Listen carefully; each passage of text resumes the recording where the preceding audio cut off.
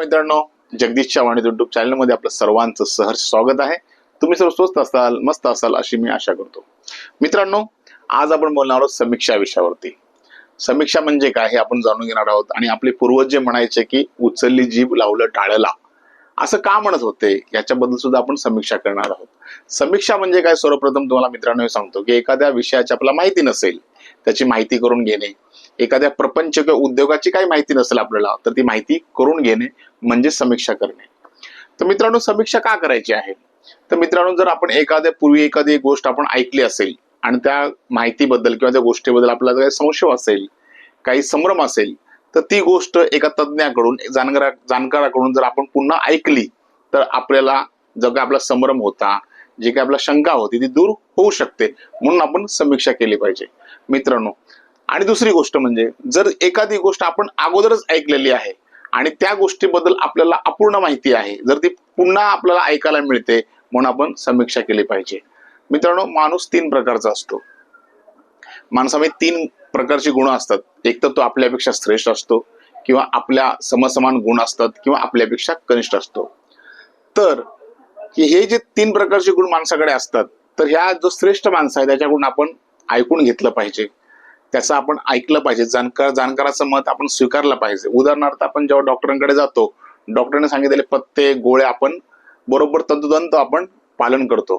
तर मित्रांनो, जर असं जर म्हणायची गोष्ट आली की आपण एका मित्राला म्हणजे, सर तुम्ही त्यांना ती गोळी दिली, मला पण तीच गोळी द्या, असं म्हणू शकतो का? तर आपण असं म्हणत नाही का?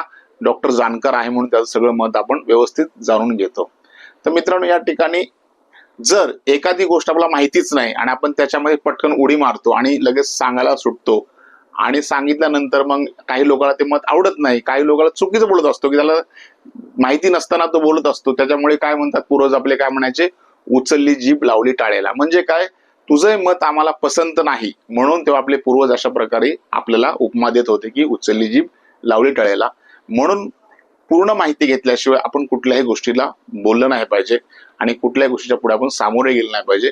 म्हणून जाणकाराकडून, तज्ञाकडून आपलं पहिले मत जाणून घेतलं पाहिजे, त्यांच्यावर माहिती घेतली पाहिजे, त्यानंतर आपण पुढे गेलं पाहिजे, हे मला सांगायचंय। मित्रांनो, दुसरी गोष्ट याच्यामध्ये अशी आहे की जर एखादी गोष्टी माहिती नाही तर कसं असतं, ते एखाद्या गाडीचं ब्रेक फेल झालं की ती गाडी जास्त प्रमाणात एकदा मार्केटमध्ये घुसते किंवा गर्दीच्या ठिकाणी घुसते। म्हणून मित्रांनो, आपण कोणत्याही गोष्टीची, उद्योगाची किंवा प्रपंचाची किंवा व्यवसायाची किंवा आपल्या व्यावहारिक जीवनामधली आपण समीक्षा केली पाहिजे। समीक्षा करूनच बोललं पाहिजे, त्यावेळेस आपला गोंधळ उडणार नाही।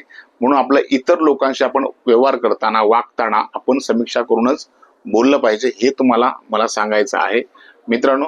तर हा विषय छोटासा आहे, पण कधी कधी माणसा तिथं गोंधळून पडतो, तोंडघशी पडतो। म्हणून जाणकाराकडून जाणून घ्या, तज्ञाकडून त्यांचं मत स्वीकारून घ्या। अशा पद्धतीने आपण वागलं तर आपली कुठेही फजियत होणार नाही। म्हणून समीक्षा करून आपण पुढे गेलं पाहिजे, हे मला सांगायचंय। नमस्कार।